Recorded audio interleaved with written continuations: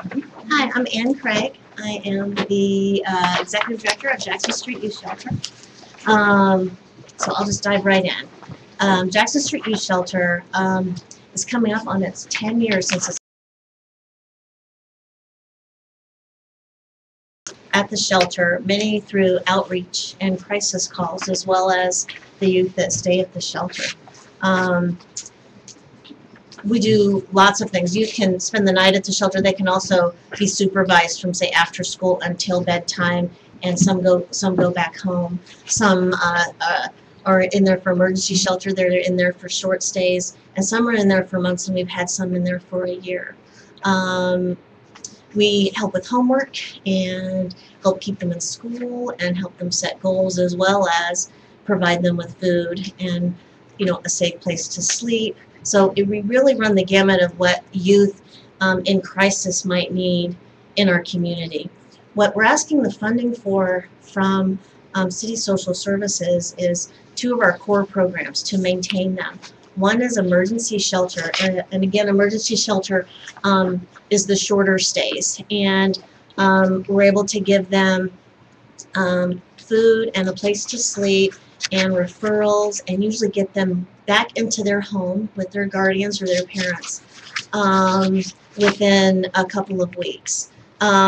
Transitional housing is longer. These are youth that maybe hopefully will be able to work and they'll be able to go back home with their parents or guardians. In some cases, when they're there longer, it's because we're trying to help them find a place, a permanent place that they can be. Sometimes that's with a family friend, but something kind of more permanent than just going around and couch surfing and being in one house for a while and then another house, but a real home for them. And that's really important for us, that they feel safe and that there's some stability. And education is huge for us because they're going to be out on their own eventually if they're not already. And they really need to be able to be thinking about their future, and we feel that we have a lot of success with that at the shelter. The amounts that we're requesting are the same amounts that we requested last year from the city, and we received very close to the amounts that we asked for, not the full amount, but very close. One of the really important things to us about receiving the funding through the city is that it really helps us get other funding.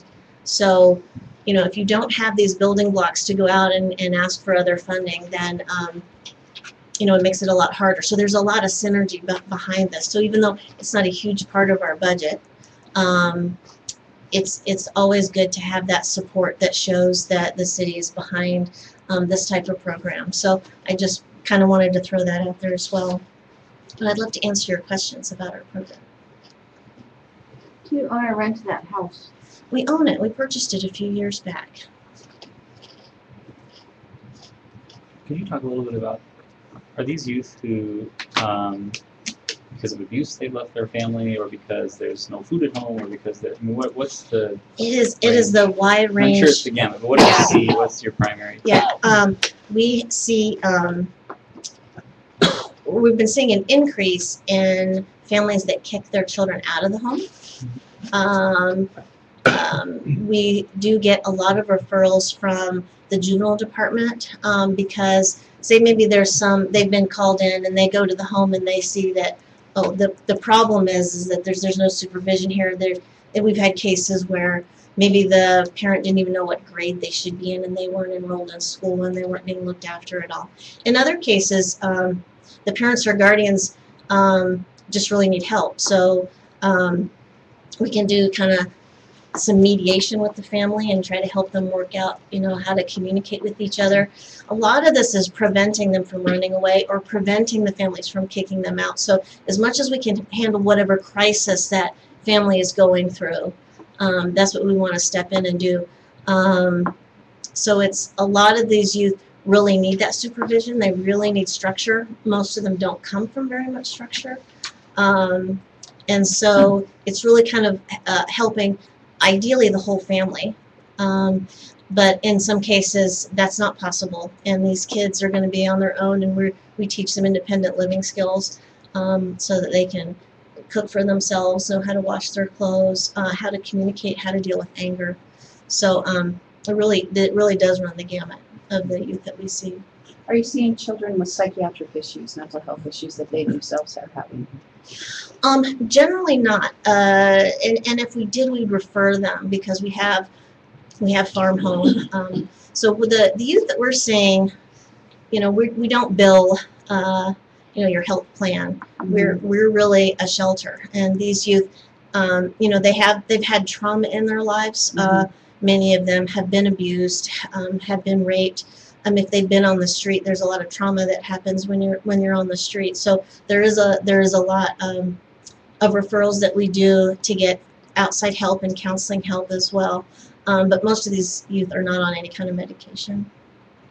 What's the capacity of your shelter? We have a capacity of 12 beds now. We used to have 9, and the Department of Human Services licenses us, and they allowed us now to increase our capacity. And that's a combination of emergency and transitional. Yes, it is, and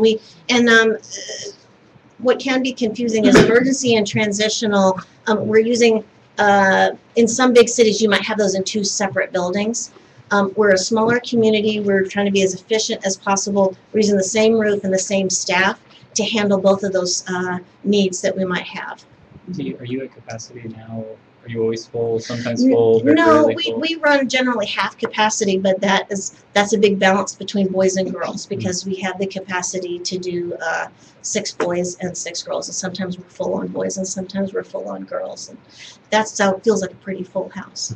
What's your staff to client ratio? We have a pretty high ratio, but a lot of that is because say if we have 4 youth in the house, we have 2 staff on shift all the time, and that's kind of the minimum that we would want to do. So we always have 2 staff, and we run 3 shifts a day, 7 days a week, and the holidays. Do the kids get fed there? Yes, they have a table sort of like this where they sit down and have meals together. Do they do their own cooking and cleaning and all that as well? They have chores they're responsible for. They have a day that they wash their clothes, and it's very structured, and they really seem to thrive with that structure. What's the education level of the staff working with the students? Many, if not all of our staff are either currently or recent graduates of the Human Services and Family Development or Psychology or Sociology degrees at OSU. We work with interns, and then we also work with those departments where they work part-time for us, and we work around their schedules, and that works well with our shifts. Do you have any of your students that are there after school? Are any of them using the Boys and Girls Club, say? The youth that we serve, as opposed to the Boys and Girls Club, sometimes these are youth that wouldn't be allowed in the Boys and Girls Club.